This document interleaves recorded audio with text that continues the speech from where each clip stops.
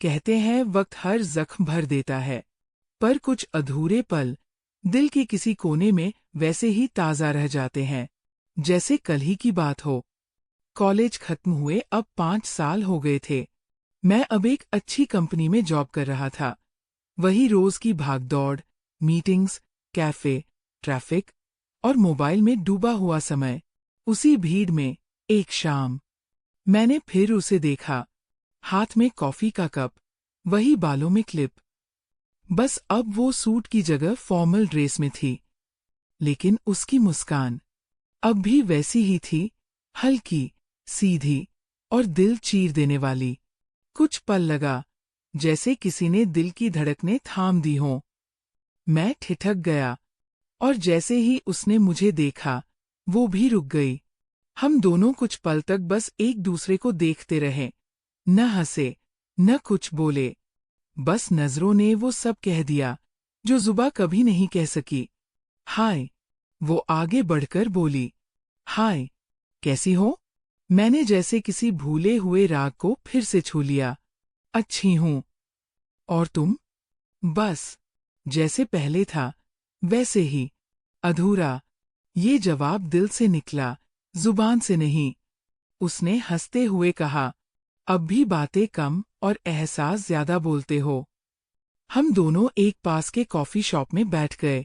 वो बता रही थी, अब एक एनजीओ में काम करती है, बच्चों को पढ़ाती है। मैं उसे देख रहा था। 5 साल बाद भी कुछ नहीं बदला था, सिवाय इस बात के कि अब हम दोनों थोड़े और समझदार हो गए थे।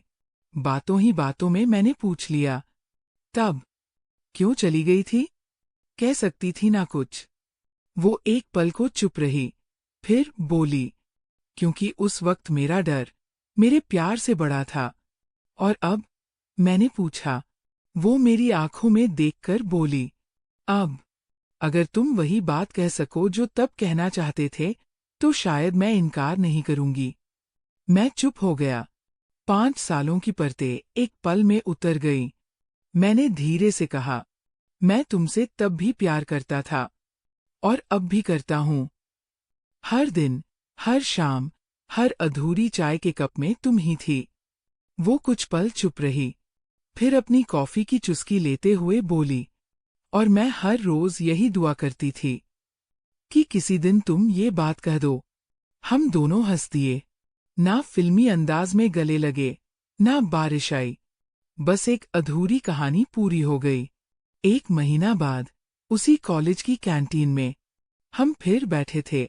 इस बार मैं बेंच के उसी कोने में बैठा था और वो हमेशा की तरह मेरी बगल में।